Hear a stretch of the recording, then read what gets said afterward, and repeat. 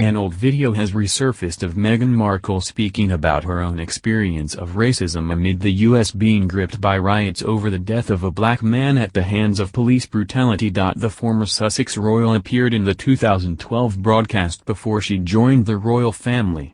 It has recently resurfaced as protests continue worldwide after the death of George Floyd in police custody, in Minneapolis, Minnesota. Protests have spread across the U.S. over the last week. Police have been criticized for using batons, tear gas and shields deployed against unarmed civilians. But 8 years ago, USA Network's Characters Unite, I Won't Stand for campaign saw Meghan describe what it's like to experience racism. She said, "My name is Meghan Markle and I'm here because I think it's a really important campaign to be a part of. For me, I think it hits a really personal note. I'm biracial. Most people can't tell what I'm mixed with, and so, much of my life has felt like being a fly on the wall." Markle was filmed wearing a t-shirt that reads, "I won't stand for racism."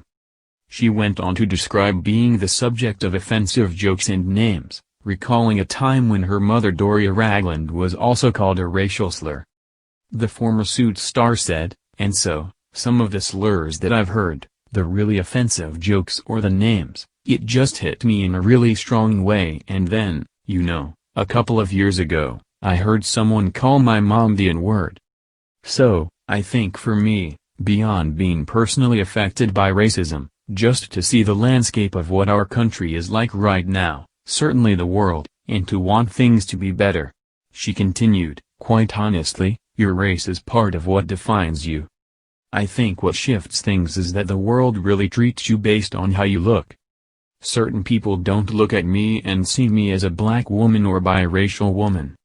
They treat me differently, I think, than they would if they knew what I was mixed with, and I think that is, I don't know, it can be a struggle as much as it can be a good thing depending on the people that you're dealing with."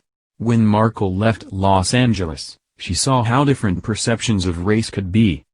She said, "Leaving LA was sort of like leaving this bubble where I was used to everything and had been exposed to everything except for a close-mindedness that I experienced when I traveled outside of where I was from. And I think that in doing that, it just really opened my eyes to a mentality that still exists that I thought was backdated to the days of when my grandfather moved our family from Cleveland to LA. And they drove across the country and to stop to get food, whatever kind of place they were going to, and they had to go around to the back to get food for the family. I thought that was really isolated to those days that we were past, and, sadly they're not." In a now sorrowful closing statement, Markle said she hoped that the world would be more accepting by the time she became a mother. She said, "I'm really proud of my heritage on both sides. I'm really proud of where I come from and where I'm going.